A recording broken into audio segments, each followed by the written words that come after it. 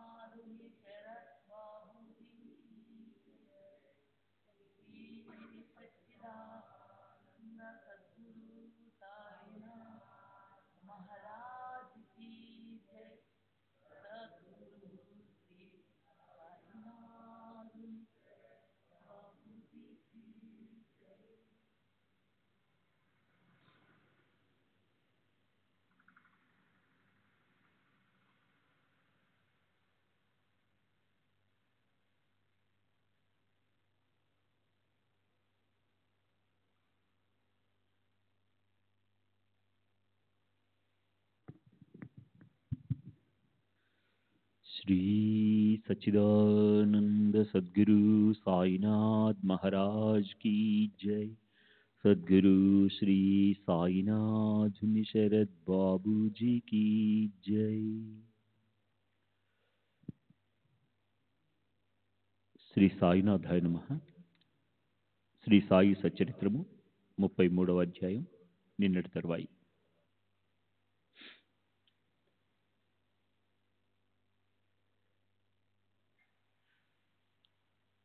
అప్ప ఠాణా పట్టణ వాస్తవ్యుడు.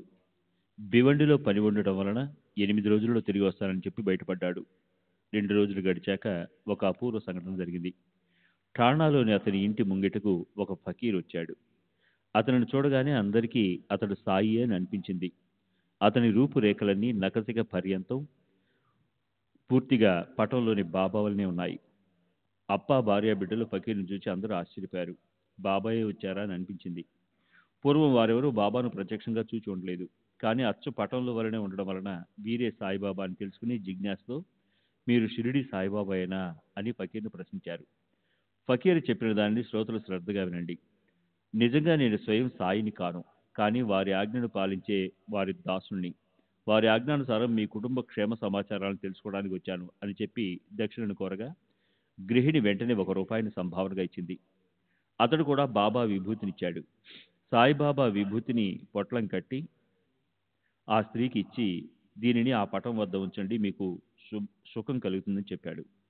తన పని పూర్తి చేసుకుని సాయి నా కోసం ఎదురు చూస్తుంటారని సెలవు తీసుకుని ఫకీరు వెళ్ళిపోయాడు.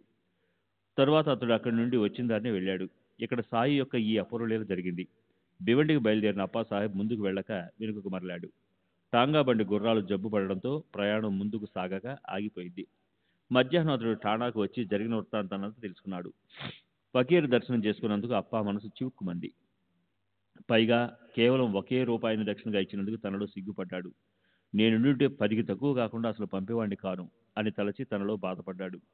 ఆ ఫకీరు మసీదు వద్ద దొరకవచ్చు అని అతనిని వెతకడానికి భోజనం చేయకుండానే బయలుదేరాడు. ఫకీర్లు బస చేసే మసీదు, తకియా మొదలుగా అన్ని ప్రదేశాలలోనూ అప్పా వెతికాడు. ఆ ఫకీరు కోసం అలా వెతికి అప్పా అలసిపోయాడు. కానీ ఫకీర్ ఎక్కడా కనిపించలేదు. అప్పుడు నిరాశ చెంది ఆకలిగా ఉన్నందువలన వెళ్ళి భోజనం చేశాడు. ఖాళీ కడుపుతో దేనిని వెతకడానికి వెళ్ళకూడదని అతనికి తెలియదు. ముందుగా తన ఆత్మను సంతృష్టిపరిచి తర్వాత వెతకడానికి వెళ్ళాలి. ఈ విషయంలో బాబా చెప్పిన కథ ఈ తత్వంలోని యథార్థాన్ని తెలుపుతుంది. ఇక్కడ దాని పునరుక్తి ఎందుకు? శ్రోతలకు ఆ అధ్యాయం అవగతమే కదా. గురువు యొక్క మహిమ అన్న గత అధ్యాయంలోని కథలో కరుణామయులైన శ్రీ సాయి తమ గురువు యొక్క ఘనతను తాము స్వయంగా వర్ణించారు. ఆ సత్యవచనమే అనుభవమైంది. అప్పా భోజనం చేసి స్నేహితుడిని చిత్రని వెంటబెట్టుకుని మామూలుగా తిరగడానికి వెళ్ళాడు. కొంత దూరం వెళ్ళాక ఒక పెద్ద మనిషి వారి వైపే వస్తూ త్వరగా వారి వద్దకు రావడం గమనించాడు. అలా అతడు వచ్చి దగ్గర నిలబడ్డాడు. అప్పా సాహెబ్ అతనిని పరీక్షించి చూడగా ఉదయం వచ్చినది ఇతడే, తాము వెతుకుతున్న ఫకీర్ ఇతడే అయి ఉంటాడని అనిపించింది. ఇతని రూపురేఖలు నకసిక పర్యంతం పటంలో వల్లనే ఉన్నాయి. చూడగానే బుద్ధికి విస్మయంగా ఉంది అని అప్ప తనలో తాను తర్కించుకుంటుండగా ఆ ఫకీర్ చేయి చాచాడు. అప్పుడు అతని చేతిలో అప్ప ₹1 ఇచ్చాడు. ఫకీర్ మరలా అడగగా మరొకటి, ఆ పైన ₹3 ఇచ్చాక కూడా ఆ ఫకీర్ మరలా అడగగా అప్పాకు విచిత్రంగా అనిపించింది. అప్ప చిత్ర వద్ద ఉన్న ₹3 అడిగి తీసుకుని ఇచ్చాడు. అయినా అతను అడగడం ఆపలేదు. ఇంటికి వస్తే ఇంకా ఇస్తానని అప్ప అతనితో చెప్పగా అతడు సరేనన్నాడు. ముగ్గురు ఇంటికి తిరిగి వచ్చారు. ఇంటికి రాగానే అప్ప మరో ₹3 ఫకీర్కి ఇచ్చాడు. అలా మొత్తం 9 అయినా ఆ ఫకీరు తృప్తి చెందలేదు. మరల ఇంకా దక్షిణ అడగగా అప్ప వెంటనే ఈ ₹10 నోటు మాత్రం మిగిలింది, చిల్లర రూపాయలన్నీ అయిపోయాయి, వేరే ఏదీ లేదు అని అనగా ఫకీరు ఆ నోటు ఇచ్చేరాదు అని అన్నాడు. అప్ప అలాగే ఇచ్చేశాడు. నోటు చేతికి అందగానే ఫకీరు ₹9 తిరిగి ఇచ్చేసి వచ్చిన దాన్నే అతివేగంగా వెళ్ళిపోయాడు. ఈ కథాసారాన్ని గమనిస్తే భక్తులు సంకల్పించిన దానిని సంపూర్ణంగా చేయించుకోవడం సాయి యొక్క వ్రతం అని తెలుస్తుంది. శ్రోతల శ్రవణోత్సుకతను గమనించగా ఈ విషయానికి సంబంధించిన మరొక వృత్తాంతం సరిగ్గా ఇప్పుడు గుర్తుకొచ్చింది. ఇక వినండి. దహను అన్న ఊరిలో హరిబాబు కర్ణిక్ అన్న పేరుతో సాయి చరణాలయందు అనన్యమైన భక్తిభావం గల భక్తుడుండేవాడు. క్రీస్తకం 1917 పవిత్రమైన గురు పౌర్ణిమను ఎన్నుకొని షిరిడి యాత్రకు వచ్చాడు. అతని చిన్న కథను చెప్తాను. బాబా పూజ యథావిధిగా ముగిశాక వస్త్రాలను దక్షిణను సమర్పించి బాబా ఆజ్ఞను తీసుకుని క్రిందికి దిగుతుండగా అతనికి ఒక ఆలోచన కలిగింది. పైకి వెళ్లి బాబాకు మరొక ₹1 ఇవ్వాలని అనిపించింది. కానీ ఆ ఆలోచనను మానుకోవాల్సి వచ్చింది. ఆ ₹1 తన వద్దే ఉంచేసుకున్నాడు. తిరిగి వెళ్ళిపోవడానికి బాబా ఆజ్ఞ ఒకసారి అయ్యాక తాను వెంటనే ముందుకు వెళ్ళిపోవాలని తనకు బాబా అనుమతిని ఇప్పించిన వ్యక్తి ఏంటి మాధవరావు దేశపాండే పైనుంచి సైగ చేశాడు.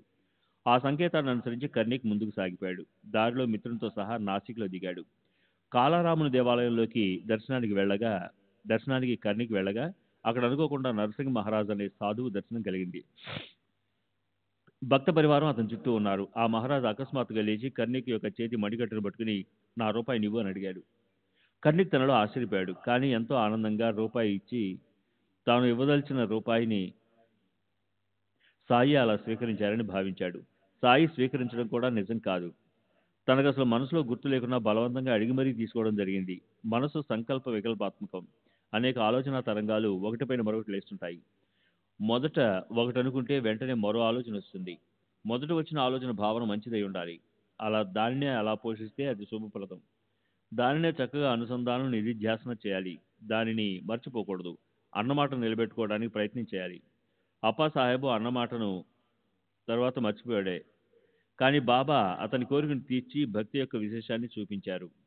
ఫకీర్ వద్ద 10 రూపాయల నోటుతో పాటు మొత్తం 19 రూపాయలు ఉండగా అతడు అప్పాకు 9 రూపాయలు మాత్రమే ఎందుకు ఇచ్చాడు? అంటే అప్పాకు 10 రూపాయల కంటే తక్కువ కాకుండా ఇవ్వాలని ఉండినది. బాబా చేతి స్పర్శ కలిగిన ఆ 9 బంగారు నాణ్యాలను, ఆ 9 బంగారు నాణెముల హారం నవవిధ భక్తి ప్రేమలను భక్తులకు గుర్తు చేయటం బాబా మార్గం. బాబా తమ శరీరాన్ని విసర్జించే సమయంలో వారు స్వయంగా 9 రూపాయలను దానంగా ఇవ్వగా ఫకీరు సంతృప్తిగా స్వీకరించాడు. బాబా తమ శరీరాన్ని విసర్జించే సమయంలో వారు స్వయంగా 9 రూపాయలను దానంగా ఇచ్చిన కథను వింటే వారి అభినవ దాన వైఖరి అర్థమవుతుంది. అప్పా భార్య కాయా వాచా మనసా ఒకే రూపాయినివ్వగా ఫకీర్ సంతృప్తిగా స్వీకరించాడు. మరలా అడగలేదు. కానీ తన భార్య ఇచ్చింది తక్కువ అని అప్పా మనసుకు తోచింది. నేనైతే ఫకీర్కు 10 ఇచ్చేవాడిని అనుకున్నాడు. అప్ప అలా 10 రూపాయలు ఇస్తానని వచ్చిన బద్ధుడైనప్పుడు వారిని ఇవ్వకపోతే ఇచ్చిన మాట నుండి రుణం నుండి ముక్తుడు ఎలా కాగలడు?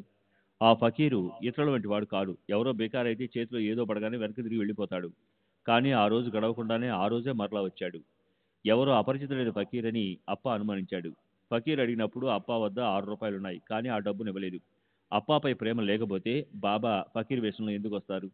దక్షిణ అనే మిష లేకపోతే ఈ కథ రసవత్తరంగా ఉంటుందా?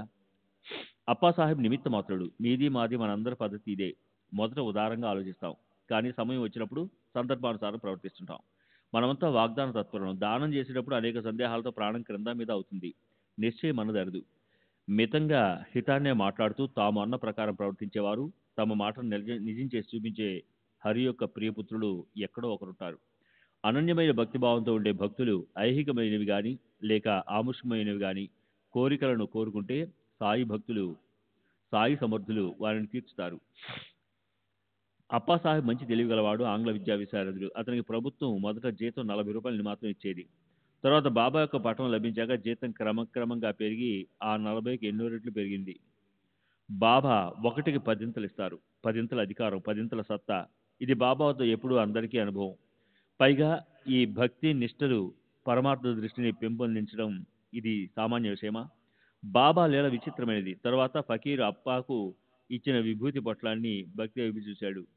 విభూతితో పాటు దానిలో పూలు, అక్షంతలు ఉన్నాయి.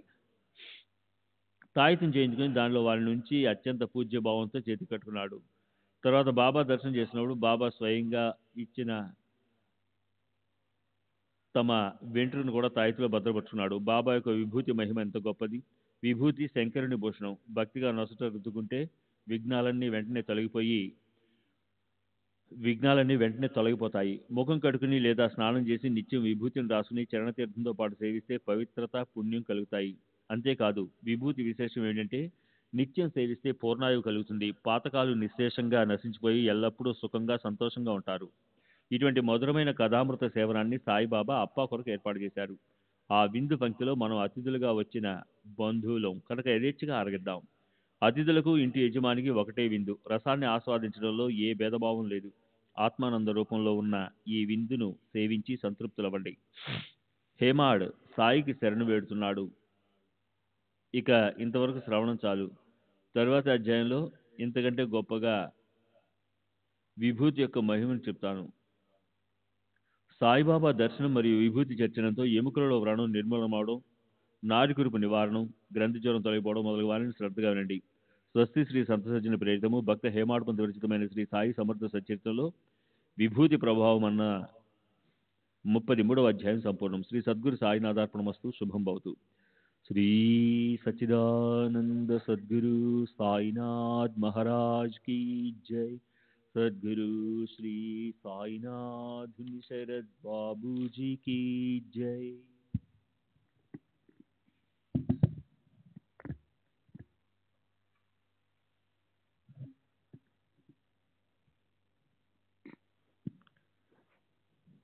శ్రీ సాయి సచ్చరిత్ర 34వ అధ్యాయము.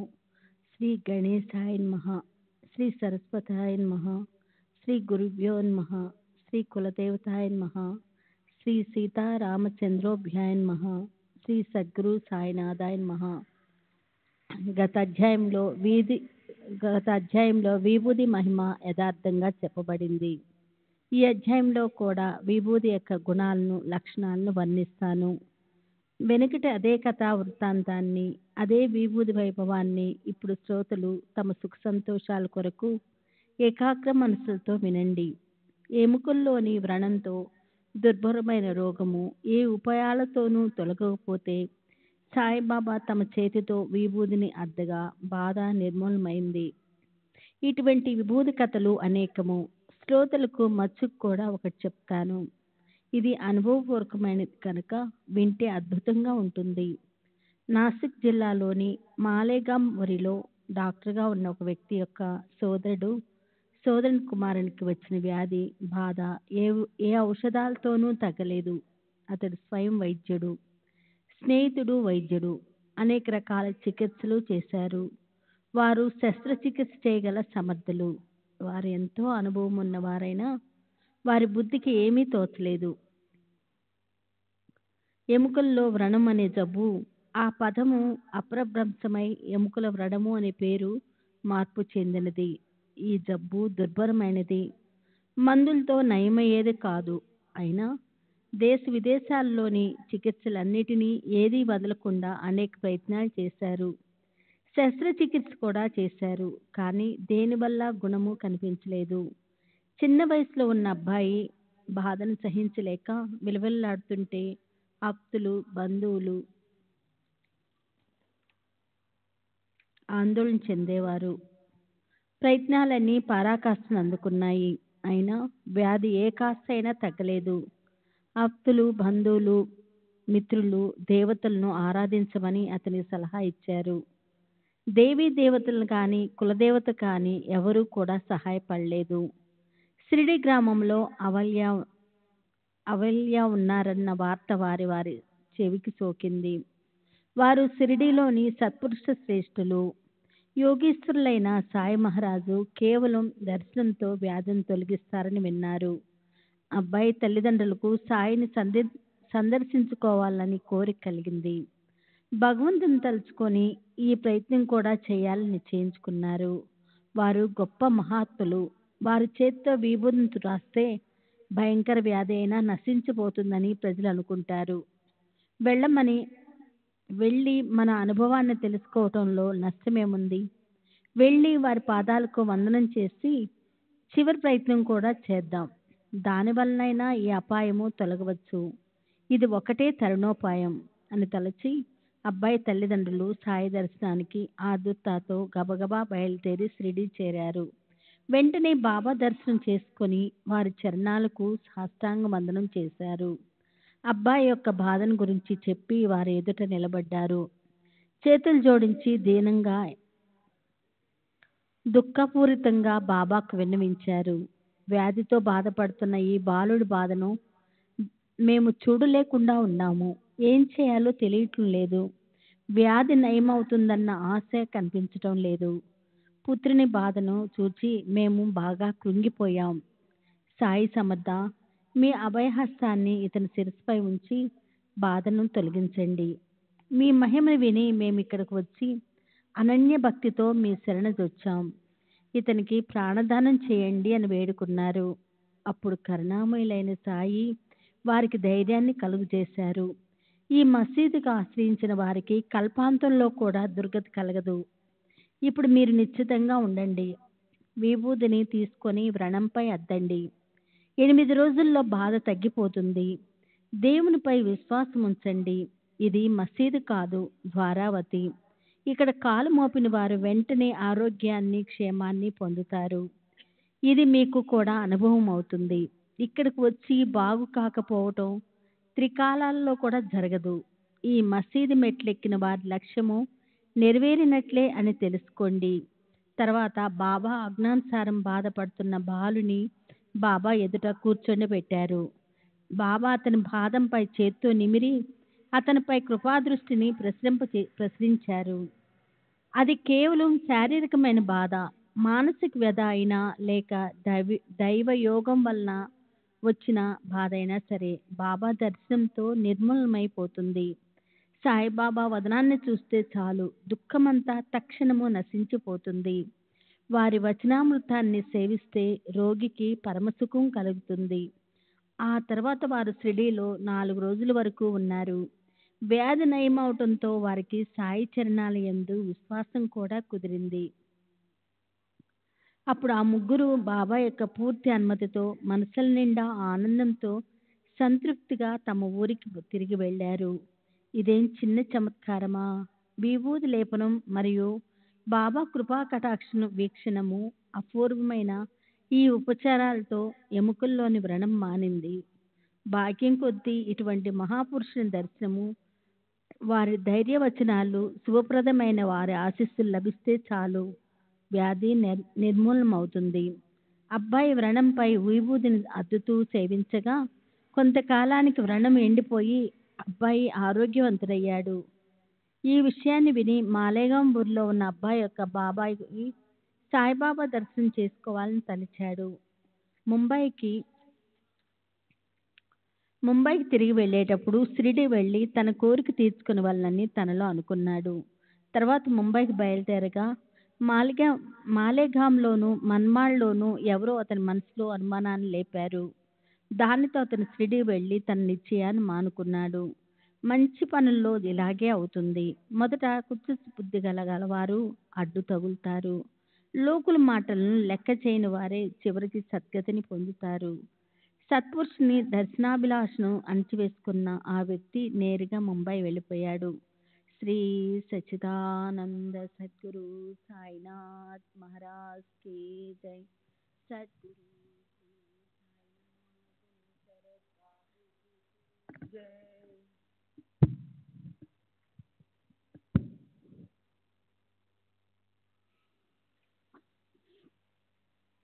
సెలవును అలీబాగాలో సుఖంగా గడపాలని అతని ఉద్దేశము. అలా నిశ్చయించుకున్నాక వరుసగా 3 రాత్రులు నిద్రలో ఇంకా నాపై అవిశ్వాసమా అన్న మాటలు వినిపించాయి. వరుసగా విన్న ఆ అశరీరవాణికి డాక్టరు ఆశ్చర్యపోయాడు. ఆ మాటను నిజమనిపించాయి. అతడు షిరిడీ ప్రయాణానికి నిశ్చయించుకున్నాడు.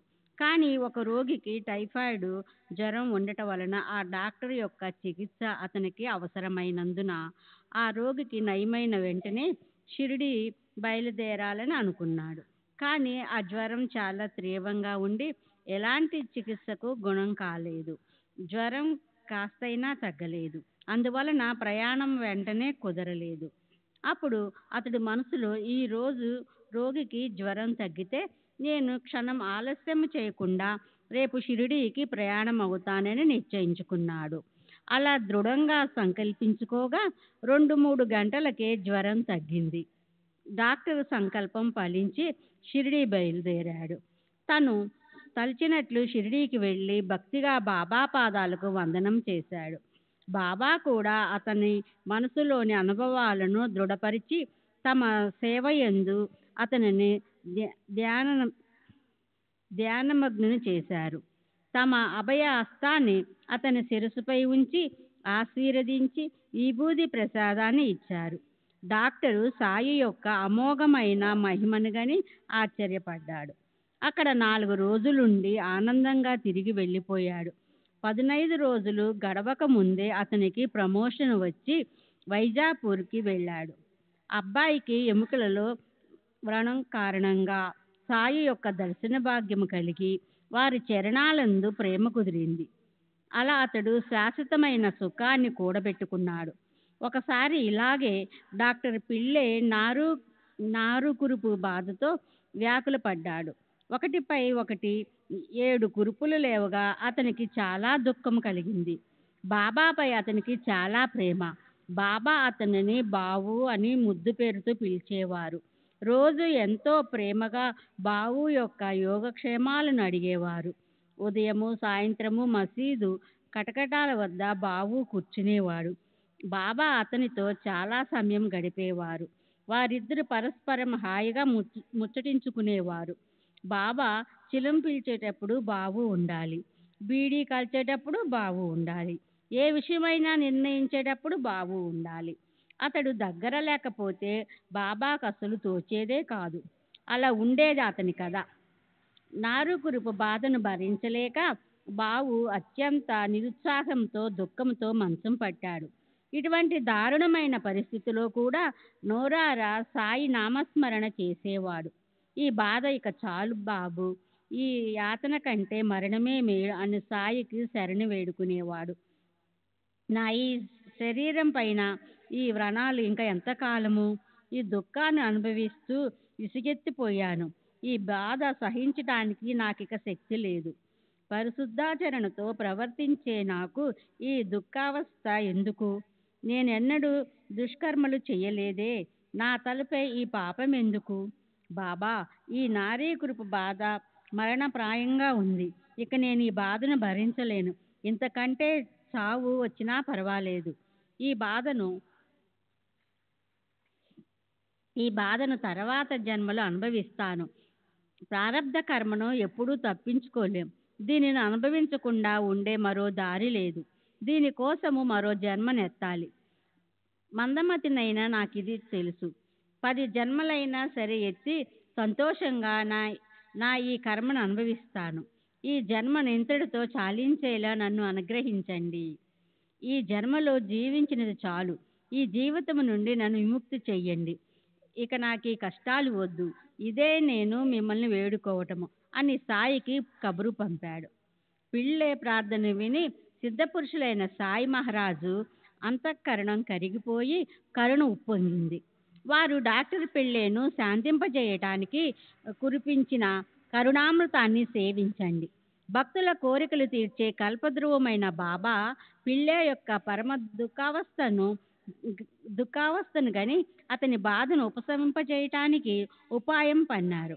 బాబా విషయాన్ని విని పిళ్ళే యొక్క కబురును తెచ్చిన దీక్షితుతో, నువ్వు నిర్భయంగా ఉండు అని అతనితో చెప్పు. 10 జన్మల వరకు ఎందుకు? మొత్తము 10 రోజుల్లో అనుభవిస్తే చాలు. పరస్పరము కలిసి పంచుకొని అనుభవిద్దాము అని అతనితో చెప్పు అని అన్నారు. స్వార్థంగాని పరమార్థంగాని అథవా మోక్షంగాని ఇవ్వటానికి సమర్థుని నేను ఉండగా అనర్థమైన మరణాన్ని కోరుకుంటున్నావు. ఇదేనా నీ పురుషార్థము? అతనిని లేపి ఎవరి వీపుపైనైనా మోసుకొని తీసుకురండి. ఈ కర్మభోగాన్ని ఓర్పుతో అనుభవించాలే గాని భయముతో బెంబేలు పడవద్దని చెప్పు. వెంటనే అటువంటి స్థితిలో డాక్టర్ పిళ్ళేను మసీదుకు తీసుకువచ్చారు. బాబా తమ వెనకనున్న తలగడను తీసి తమ చేత్తో అతనికిచ్చారు. తమకు కుడివైపు పకీర్ బాబా కూర్చునే చోట తలగడను ఉంచి, దీనికి ఆనుకుని ఊరికే కూర్చో, అనవసరమైన చింత పెట్టుకోకు, కాళ్ళు బాగా చాపుకో, దానివల్ల నీకు హాయిగా ఉంటుంది. చేసుకున్న కర్మ అనుభవించకుండా ముగిసిపోదు. ఈ ఉపాయము తప్ప మరో దారి లేదు.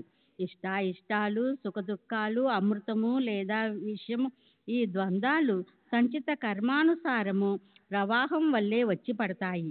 వీని కోసము ఆనందించకూడదు, దుఃఖించకూడదు. కర్మానుసారము వచ్చిన వానిని సహనముతో అనుభవించాలి.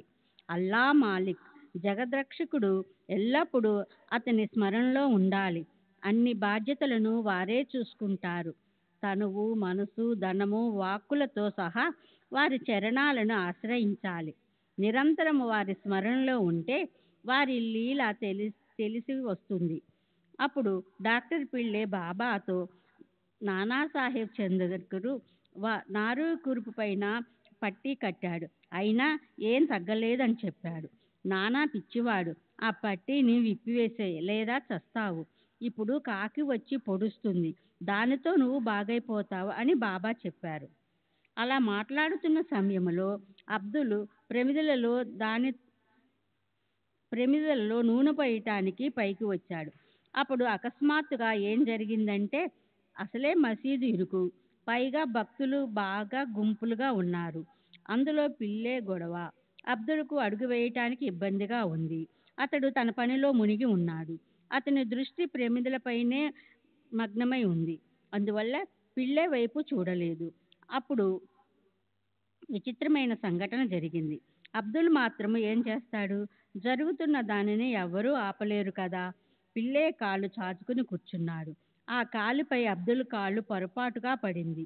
పిల్లే కాళ్ళు అసలే బాగా వాచి ఉంది. దానిపై అబ్దుల్ కాలు పడగానే ఒక్కసారి బాధతో గట్టిగా కేక వేశాడు. ప్రాణం విలవిలలాడింది. ఆ కేక తలలోకి చొచ్చుకుని పోయింది.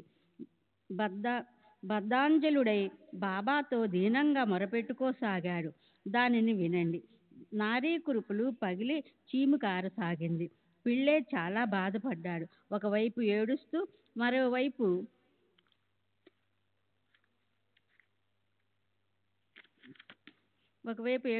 మరోవైపు పాడసాగాడు. करम करे मेरे हल पर तू करीम, तेरा नाम रहमान है और रहीम, तू ही दोनों अलम का सुल्तान है, जह में नामाया तेरी शान है, पना होने वाला है सब कारोबार, रहे नूर तेरा सदा आस्कार, तू आशिक का सदा మదతగర్ హై. దయామయ, నీ పేరు కరుణామూర్తి. నా స్థితిని గని నన్ను కరుణించు. రెండు ప్రపంచాలకు నీవే మహారాజువి. నీ మహిమ ప్రపంచంలో వ్యాపించి ఉంది. ప్రపంచ వ్యవహారాలన్నీ ముగిసిపోయినా నీ మహిమ శాశ్వతంగా ఉంటుంది. నువ్వు ఎల్లప్పుడూ భక్తులకు సహాయకారివి. పిల్లే కాలిపోటు ఆగి ఆగి వస్తుంది. అతని ప్రాణం వికలమైపోయింది. బాగా నీరసపడిపోయాడు. అదంతా సాయిబాబా యొక్క లీల అని అర్థమైంది. చూశారా, బావు బాగైపోయి పాడసాగాడు అని బాబా అన్నారు. పిళ్ళే బాబాను, ఇంకా ఆ కాకి వచ్చి పొడుస్తుందా అని ప్రశ్నించాడు. అప్పుడు బాబా, నువ్వు వెళ్ళి వాడాలో సుఖంగా పడి ఉండు. ఇప్పుడు ఇక కాకి పొడవటానికి మరలా రాదు. ఇప్పుడు అదేగా వచ్చి వెళ్ళింది, అదేగా నీ కాలు త్రొక్కింది, అదే పొడిచి పారిపోయింది, నీ నారు కురుపును మట్టుపెట్టింది. ఎక్కడ కాకి, ఎక్కడ కదా. అబ్దుల్ రూపంలో కాకిని ప్రకటన చేసి బాబా జరగవలసిన దానిని తమ సమక్షంలో జరిపించారు. అలా తమ మాటలను నిజం చేశారు. అది మాట కాదు, బ్రహ్మలిఖితము. కర్మను కూడా అడ్డగించగలరు. త్వరలోనే బావుకు బాధ తగ్గి హాయిగా అనిపించింది. ఈ బూది లేపనము, విభూది సేవనము, ఇదే ఔషధము.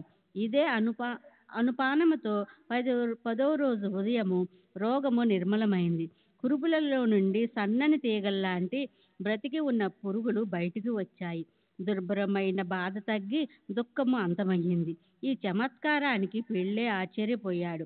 బాబా యొక్క ఉదార చర్యకు అతని నయనాల నుండి ప్రేమాశ్రువులు స్రవించాయి.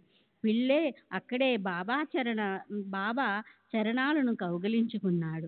అతని కంఠం దగ్ధమై అతని నోట మాట పెగలలేదు. మరొక అనుభవాన్ని చెప్పి ఇక్కడ విభూది ప్రభావాన్ని ముగిస్తాను. భక్తి భావాలను అనుసరించి అనుభవాలు కలుగుతాయి. ఇదే గ్రంథము యొక్క సారము. ఒకసారి మాధవరావు యొక్క తమ్మునికి కష్టం వచ్చినప్పుడు విభూదితో అతని ఆపద తొలగింది. ఇటువంటి విభూది ప్రభావాన్ని నేనెంతని వర్ణించను. గ్రంథి జ్వరము మొదలుగు అన్ని రోగాలకు అటువంటి అత్యంత ఉత్కృష్టమైన ఔషధము మరొకటి లేదు. సావుల్ విహారు వద్ద ఉన్నప్పుడు బాబాజీ భార్యకు జ్వరం వచ్చింది. ఆమె తొడపై గడ్డరాగా బాబాజీ చాలా ఆందోళన పడ్డాడు. భయంకరమైన రాత్రి సమయంలో భార్య ఆవేదనను చూచి బాబాజీ భయపడిపోయాడు. అతని ధైర్యం సడిలిపోయింది. ఆ రాత్రికి రాత్రి భయంతో వణికిపోతూ పరుగున షిరిడీకి వచ్చి అన్నతో వృత్తాంతాన్నంతా చెప్పాడు. 2 గడ్డలు లేచాయి. ఆమె జ్వరంతో కాలిపోతుంది. చాలా బాధపడుతూ ఉంది. నాకు మంచి లక్షణాలేవీ కనిపించటం లేదు. వచ్చి నీ కళ్ళతో చూడు అని చెప్పాడు. బాపాజీ దీనంగా చెప్పగా మాధవరావు కూడా భయాందోళనలు కలిగాయి. నోరు ఎండిపోయింది. మనసు నిలకడగా లేదు. మాధవరావు తెలివిగలవాడు కనుక గడ్డలు అనగానే అతనికి విషయం అర్థమై అదురు పుట్టింది. గంధి జ్వరం అంటే ప్లేగు ప్రాణాంతకమని అందరికీ తెలిసిందే. శుభకార్యమైన అశుభకార్యమైన, మంచి పని అయినా చెడు అయినా ముందు సాయిబాబాను సంప్రదించడం షిరిడీలో పరిపాటి. భక్తుల కష్టాలు తొలగించేది వారే కనుక వారు చెప్పినట్లుగా ఆచరించడం అలవాటు. అటువంటి ఎన్ని అనుభవాలను వర్ణించగలను. ఆ పద్ధతిని అనుసరించి మాధవరావు ముందుగా బాబాకు సాదరంగా సాష్టాంగ నమస్కారము చేసి, జయ జయ సాయినాథ, అనాథులమైన మమ్ము అనుగ్రహించండి. ఇప్పుడు ఈ కష్టము ఎందుకు, లేని చింత పుట్టుకొచ్చింది.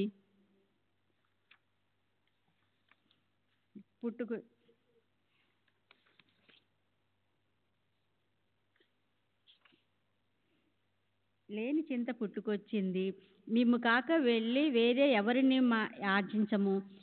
బాబా, ఆ స్త్రీని ఆశీర్వదించి ఆ బాధను నివారించండి, ఈ కష్టాన్ని తొలగించండి. మీరు తప్ప మాకు సాయం చేసేవారు ఎవరున్నారు?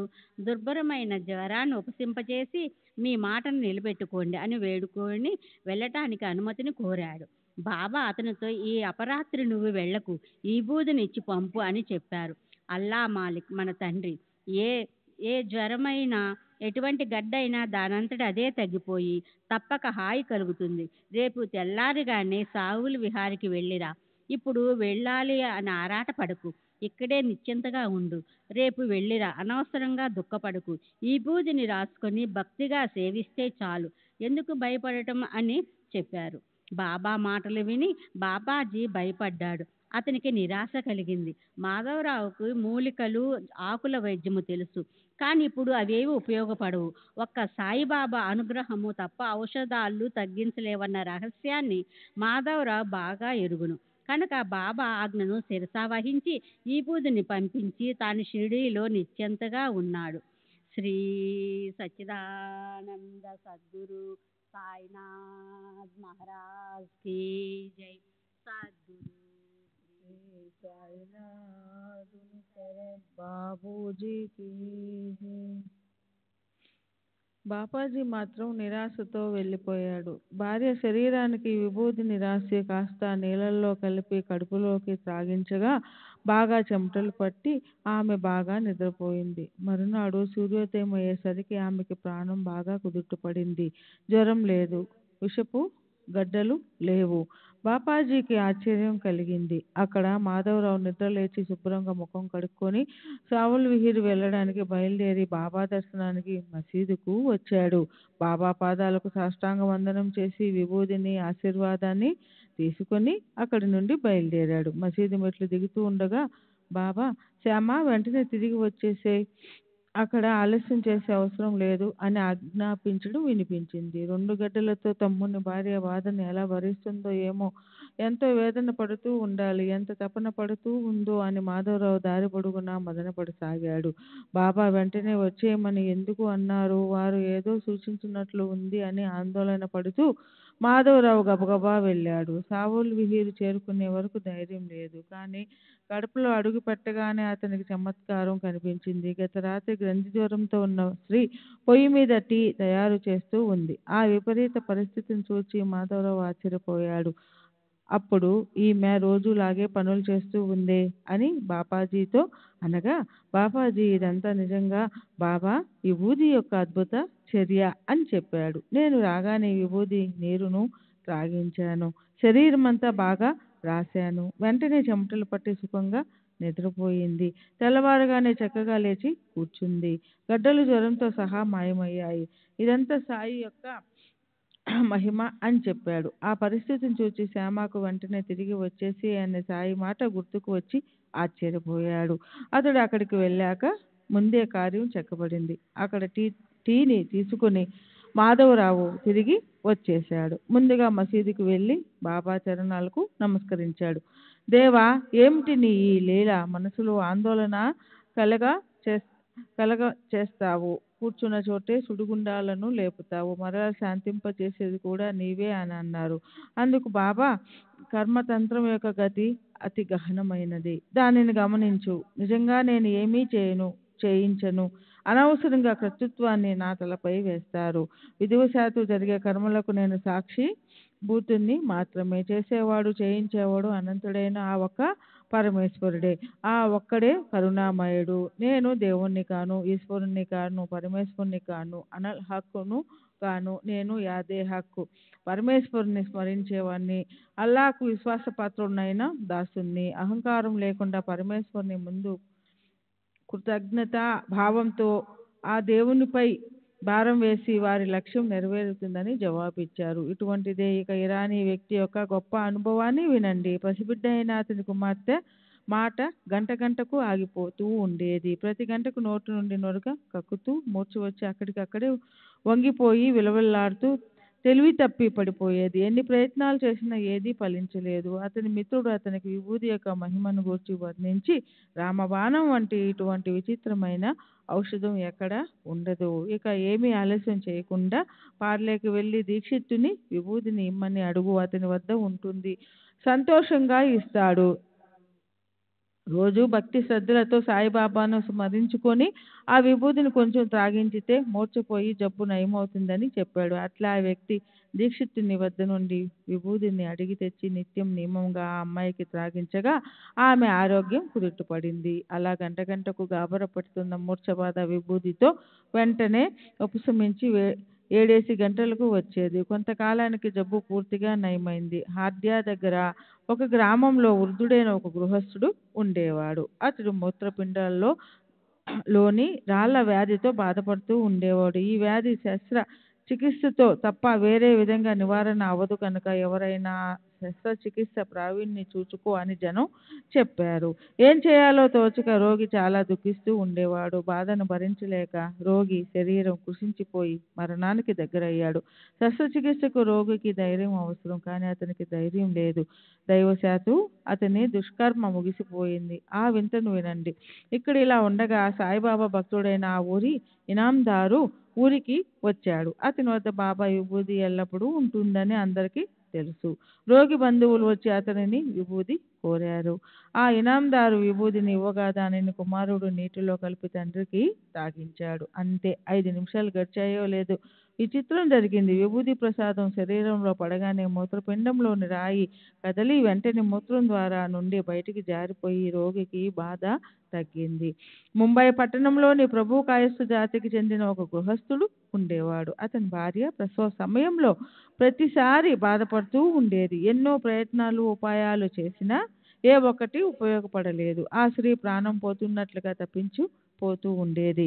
అక్కడ శ్రీరామ మారుతి అన్న పేరుతో బాగా ప్రసిద్ధి చెందిన సాయి భక్తుడు ఒకడు ఉండేవాడు. అతని సలహాతో ఈ గృహస్థుడు షిరిడీకి బయలుదేరాడు. ప్రసవ సమయం వచ్చినప్పుడు దంపతులు ఇద్దరు దిగులు పడేవారు. షిరిడీలో అయితే నిర్భయంగా ఉండవచ్చని ఒకసారి వారు నిర్ణయించుకున్నారు. జరగవలసినది ఏదో జరగని, అయితే అది బాబా సన్నిధిలో జరగని అని, బాబా వద్ద ఉండాలని దృఢ సంకల్పం చేసుకుని షిరిడీకి వచ్చి ఉన్నారు. అలా ఆ దంపతులు షిరిడీలో ఎన్నో నెలలు ఉన్నారు. సాయిబాబా సాంగత్యం, పూజలు, అర్చనలు ఆ దంపతులకు ఆనందాన్ని కలిగించాయి. కొంతకాలం గడిచాక ప్రసవ సమయం సమీపించింది. ఆ కష్టం ఎలా తొలుగుతుందా అని వారికి దిగులు పట్టుకుంది. అట్లే కొన్ని రోజులయ్యాక ప్రసవించే రోజు వచ్చింది. ఆ స్త్రీ గర్భాశయ ద్వారం మూసుకొని పోవడంతో అందరికీ చింత పట్టుకునింది. ఆ స్త్రీకి ప్రసవ వేదన ఏం చేయాలో ఎవరికి ఏం తోచలేదు. అందరూ బాబాను నోరారా ప్రార్థించసాగారు. వారు కాక మరెవరు కరుణిస్తారు? పొరుగింటి స్త్రీలు పరిగెత్తుకొని వచ్చారు. ఒక స్త్రీ బాబాను స్తుతిస్తూ గ్లాసులోని నీటిలో విభూదిని కలిపి ఆమెకు త్రాగించింది. 5 నిమిషాలు గడిచాయో లేదో స్త్రీ ప్రసవ వేదన నుండి బయటపడింది. అయితే ఆమె గర్భంలోనే బిడ్డ ప్రాణం పోయింది. అది గర్భస్థ శిశువు ప్రారంధం. ఆమెకు మరలా గర్భం కలుగుతుంది. కానీ ఆ స్త్రీ ప్రసవ భయం నుండి బయటపడి సుఖంగా ఉంది. ఆమె ఏ బాధ లేకుండా ప్రసవించింది. పెద్ద గండం గడిచి పోయింది. చింత తీరింది. జన్మనిచ్చిన బాబాకు రుణపడింది. తరువాతి అధ్యాయం ఎందుకంటే మధురమైనది. దీనిని విన్న శ్రోతల కోరిక తీరుతుంది. ఎక్కువగా కుతూహలం చూపే దురలవాటు తొలగిపోయి భక్తి నాటుకుంటుంది. మాది నిరాకార ఉపాసన. మేము ఎవరికి శిరసు వంచం, దక్షిణ వగేరాలను ఇవ్వం. అలా అయితేనే నేను సాయి దర్శనానికి వస్తాను అని బాగా నిశ్చయించుకొని బాబాను చూడగానే శరీరాన్ని వారి పాదాలపై పడేసి దక్షిణను కూడా సమర్పించడం చమత్కారం కాదు. విభూది యొక్క అపూర్వ మహిమ, నవస్కర్ యొక్క భక్తి ప్రేమలు, అతడు పాముకు పాలు త్రాగించడం, గృహస్థ ధర్మాన్ని పాటించడం, ఇటువంటి ఉత్తమమైన కథలను వింటే భక్తి ప్రేమలు కలిగి ప్రాపంచిక దుఃఖాలు ఉపశమిస్తాయి. ఇంతకంటే పరమసుఖం ఏముంటుంది? హేమాడు సాయి చరణాలకు ప్రణమిల్లి శ్రోతలకు ఈ సచరిత్ర శ్రవణంలో ప్రేమను కలిగించమని వేడుకుంటున్నాడు. స్వస్తి శ్రీ సంత సజ్జన ప్రేరితము భక్త హేమాడు పంతు విరచితమైన శ్రీ సాయి సమర్థ సచ్చరిత్రలో విభూది మహిమ అను 34వ అధ్యాయం సంపూర్ణం. శ్రీ సద్గురు సాయినాథ్ అర్పమస్తు. శుభం భవతు. శ్రీ సచ్చిదానంద సద్గురు సాయినాథ్ మహారాజ్ की जय. सद्गुरु श्री साईनाथ शरद बाबू जी की जय. శ్రీ సాయి సచ్చరిత్రము 35వ అధ్యాయము. శ్రీ గణేశాయ నమః, శ్రీ సరస్వతే నమః, శ్రీ గురుభో నమః, కులదేవతాయ నమః, శ్రీ సీతారామచంద్ర నమః, సద్గురు సాయినాథాయ నమః. గత అధ్యాయంలో చివర సూచించిన కథలనే ఇప్పుడు చెప్తాను. దీనిని ఏకాగ్ర మనసుతో వినండి. పరమార్థాన్ని ఆలోచించ మొదలెడితే భయంకరమైన ధార్మిక సాంప్రదాయాల శాఖల అభిమానం తగులుతుంది. ఈ అభిమానము వంటి దుర్భర విఘ్నం మరొకటి లేదు. మేము నిరాకార తత్వాన్ని ఉపాసించే వారము. సకార దేవతలు బ్రహ్మ కల్పన నుండి పుట్టినవి. సాధు సత్పురుషులు మానవులే కదా. వారి ముందు శిరస్సు ఉంచి ఎందుకు నమస్కరించాలి? వారికి అసలు సాష్టాంగ పడకూడదు, దక్షిణమును ఇవ్వకూడదు, వారి ముందు అసలు తల వంచరాదు. ఇలా చేయటము భక్తిని పరిహసించినట్లే అని షిరిడీ గురించి ఒకరు ఒక రకంగా, మరొకరు మరో రకంగా అనేకులు అనేక రకాల విషయాలను చెప్తారు. అవన్నీ నమ్మదగినవి కావు. అక్కడికి దర్శనానికి వెళ్ళిన వారిని సాయిబాబా దక్షిణను అడుగుతారు అని అంటారు. ద్రవ్యాన్ని ఆశించటం వారి సాధుతత్వానికి హీనతత్వం కాదు, గుడ్డి నమ్మకం మంచిది కాదు. ప్రత్యక్ష అనుభవాన్ని పొందిన తర్వాత ఏ విధంగా ప్రవర్తించాలో అని మనసులో నిర్ణయించుకుంటాను. నేను దక్షిణను ఇవ్వను. ధనాన్ని కోరేవారికి సాధువులు అట్టివారు నాకు నచ్చరు. అర్హత లేని వారికి నేను నమస్కరించను. నేను షిరిడీకి వచ్చి వారిని కలుసుకుంటాను, కానీ వారి పాదాలకు వందనము చేయును, దక్షిణ కూడా ఇవ్వను అని దుర్బుద్ధితో బయలుదేరిన వారు తమ నిశ్చయాన్ని గుర్తు పెట్టుకున్న సాయిబాబాను దర్శించుకొని చివరకు వారి శరణు వచ్చేవారు. శ్రీ సచ్చిదానంద సద్గురు సాయినాథ్ మహారాజ్ కి జై. సద్గురు శ్రీ సాయినాథుని శరత్ బాబుజీకి జై. అలా సాయిని దర్శించిన వారు అక్కడికక్కడే అతుక్కుని పోయారు. మరలా వెనక్కు తిరిగి రాలేదు. సాయి చరణాలలో లీనమైపోయారు.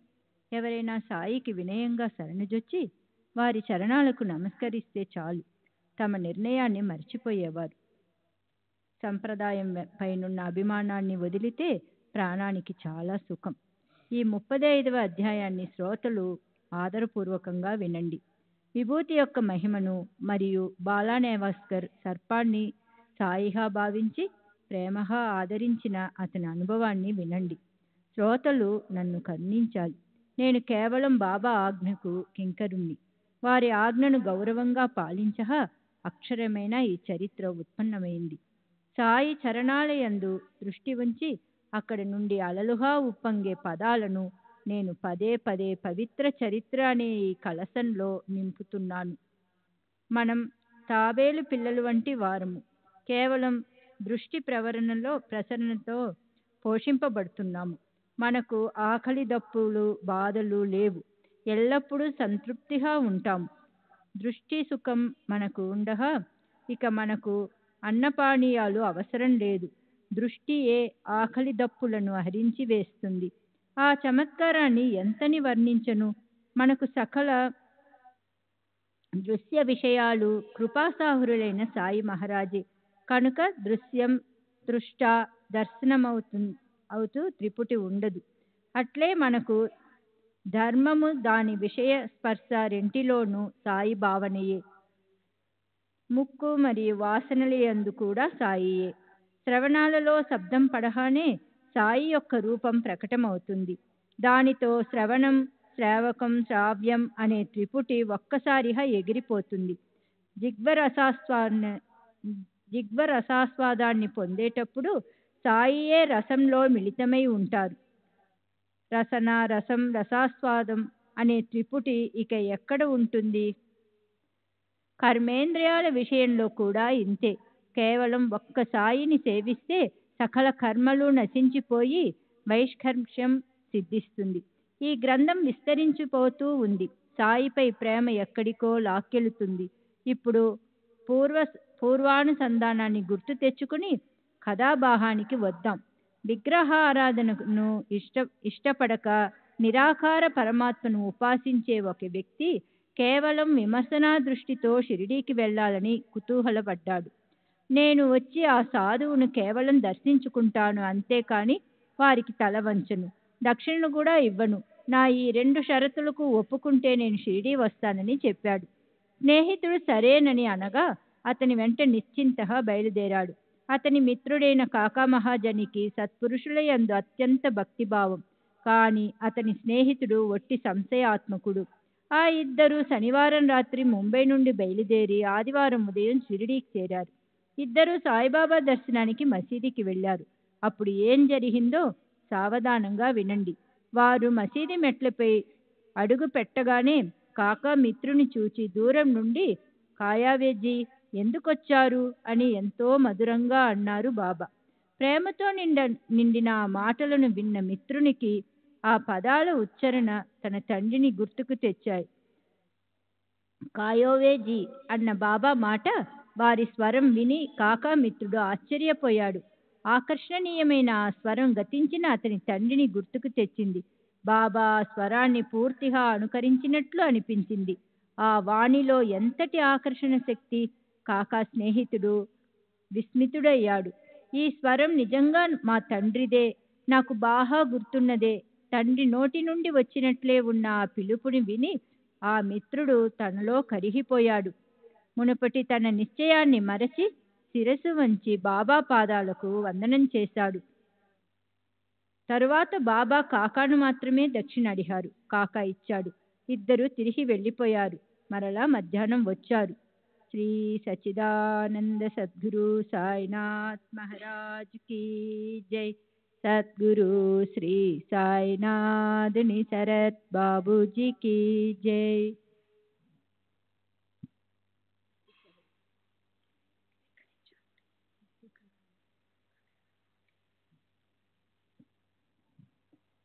అప్పుడప్పుడు కాకా కూడా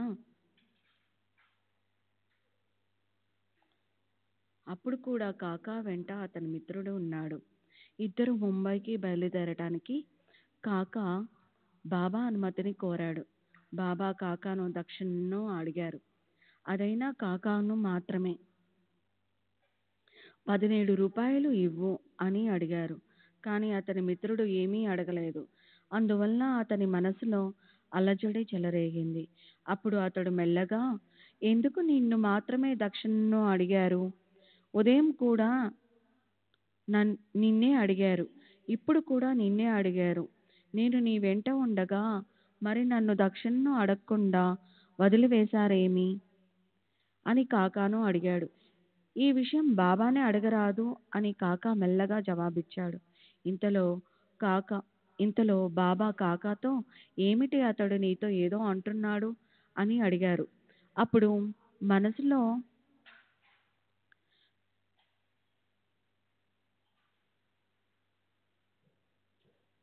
అప్పుడు ఆ స్నేహితుడు బాబాతో, నేను కూడా దక్షిణ ఇవ్వనా అని అడిగాడు. అందుకు బాబా, నీకు ఇవ్వాలని మనసులో లేదుగా, అందుకే నిన్ను అడగలేదు. అయినా నీకు ఇవ్వాలని మనసుంటే ఇవ్వు అని జవాబిచ్చారు.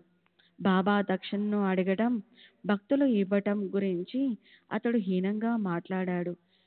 అలాంటి వాడు బాబా అడగకుండానే దక్షిణ ఇవ్వనా అని అడిగాడు అని కాకా ఆశ్చర్యపోయాడు.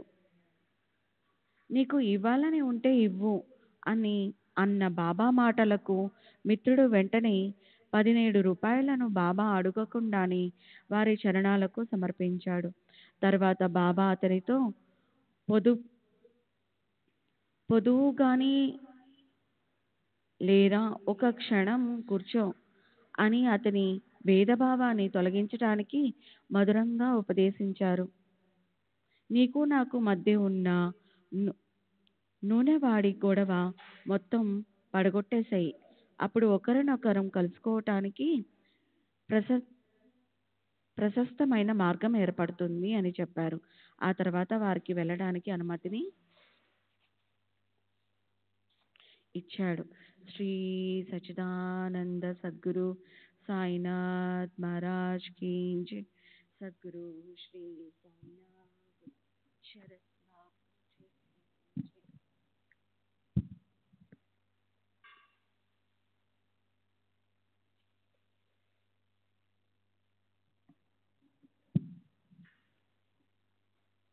వారిని నిశ్చింతంగా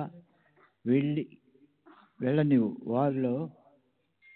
వారిలో వర్షం పట్టుకుంటుందన్న భయం ఏమీ లేదు అని బాబా చెప్పారు.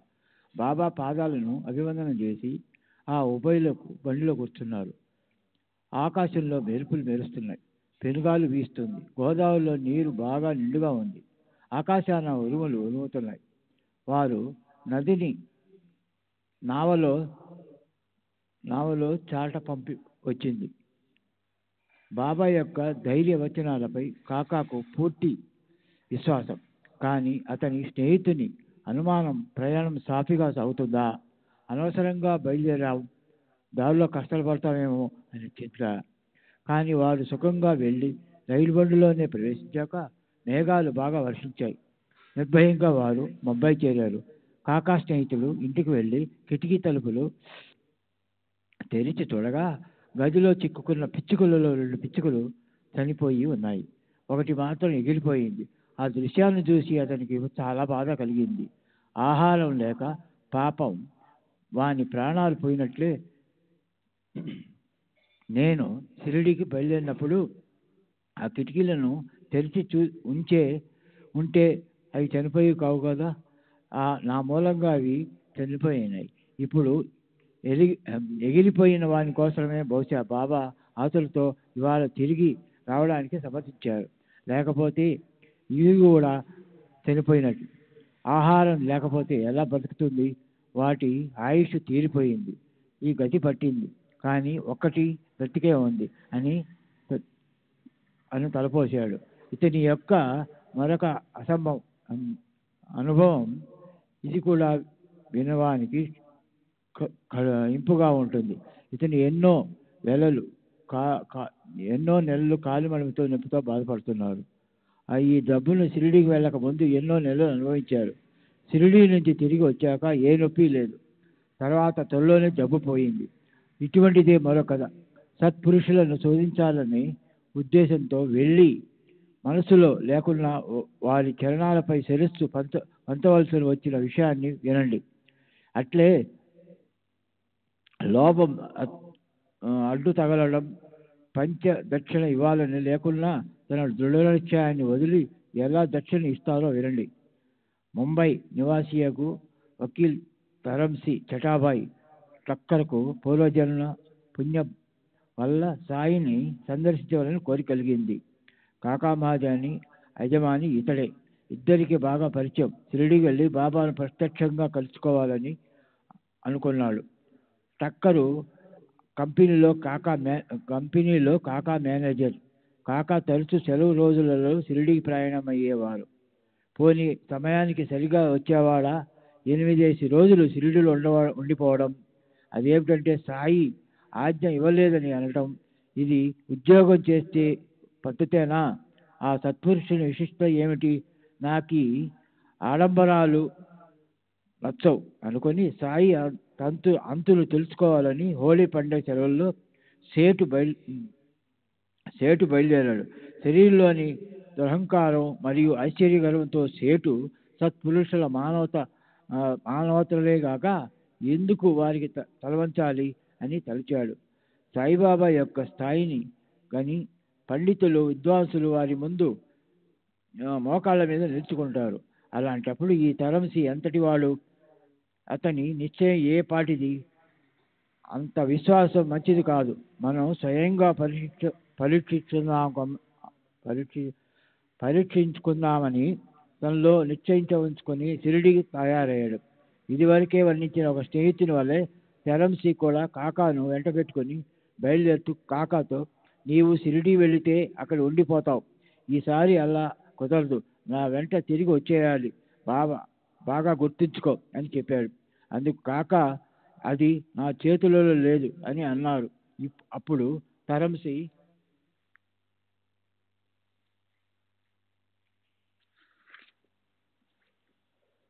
తెరంసి వారితో తోడుగా మరొకరిని వెంట పెట్టుకున్నాడు.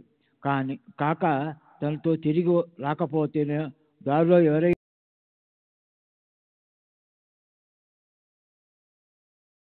బయలుదేరారు. ప్రపంచంలో సహృదులైన భక్తులు అనేక రకాల మంచి ఉంటాడు. అటువంటి భక్తులు సంశయాలను తొలగించడానికి బాబావారిని ఏరి పట్టుకొచ్చారు. శ్రీ సచ్చిదానంద సద్గురు సాయినాథ్ మహారాజ్ కీ జై. సద్గురు శ్రీ సాయినాథ్ శరత్ బాబూజీ కీ జై.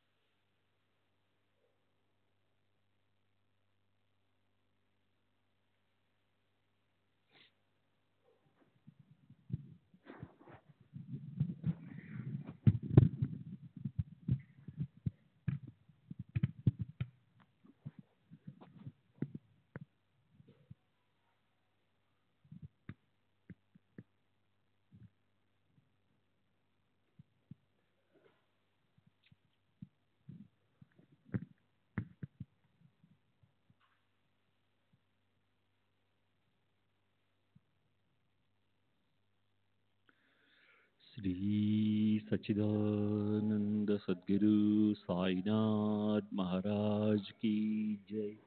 సద్గురు శ్రీ సాయినాథ్ శరత్ బాబూజీ की जय. साई रहम नजर करना, बच्चों का पालन करना. साई रहम नजर करना, बच्चों का पालन करना. जाना तुमने जगत पसार, सब ही झूठ जमाना. जाना तुमने जगत पसार, सब ही झूठ जमाना. साई रहम नजर करना, बच्चों का पालन करना. साई रहम नजर करना, बच्चों का पालन करना. मैं अंधा हूँ बंदा आपका, मुझसे पथ दिखलाना. मैं अंधा हूँ बंदा आपका, मुझसे पथ दिखलाना. साई रहम नजर करना, बच्चों का पालन करना. साई रहम नजर करना, बच्चों का पालन करना. दास गणों कहे अब क्या बोलूं, थक गई मेरी रसना. दास गणों कहे अब क्या बोलूं, थक गई मेरी रसना. साई रहम नजर करना, बच्चों का पालन करना. साई रहम नजर करना, बच्चों का पालन करना. रहमो नजर करो अबू मोरे साई, तुम बिना नहीं मुझे माँ बाप बाई. रहमो नजर करो मैं अंधा हूँ बंदा तुम्हारा, मैं अंधा हूँ बंदा तुम्हारा, मैं ना जानू, मैं ना जानू, मैं ना जानू। अल्लाह इलाही रहमो नज़र करो, रहमो नज़र करो। अबू मोरे साई तुम बिना नहीं मुझे, माँ बाप बाई रहमो नज़र करो। काली जमाना मैंने गमाया, काली जमाना मैंने गमाया। साथी आखिर का, साथी आखिर का, साथी आखिर का तुम बिना कोई। रहमो नज़र करो, रहमो नज़र करो। अबू मोरे साई तुम बिना नहीं मुझे, माँ बाप बाई रहमो नज़र करो।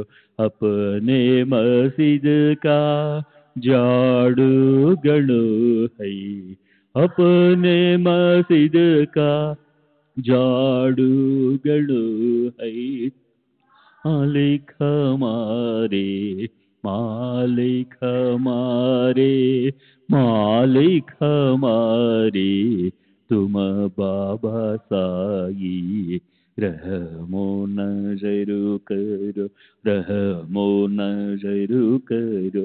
अबू मोरे साई तुम बिना नहीं मुझे, माँ बाप बाई रहमो नज़र करो। श्री सच्चिदानंद सद्गुरु साईनाथ महाराज की जय। सद्गुरु श्री साईनाथ शरद बाबू जी की जय।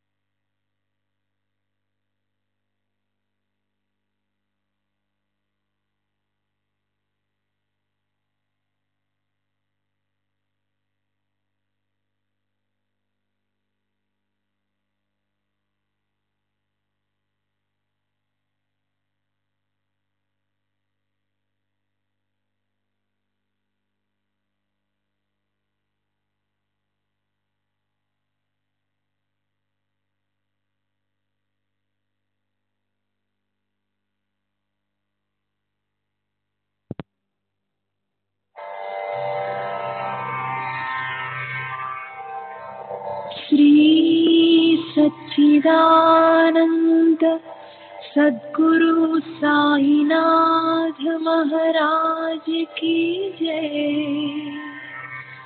सद्गुरु श्री साईनाथुनि शरद बाबू जी की जय।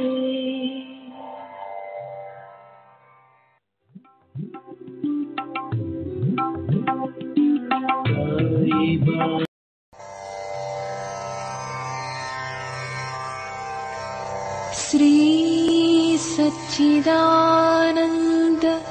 सद्गुरु साईनाथ महाराज की जय। सद्गुरु श्री साईनाथुनि शरद बाबू जी की जय।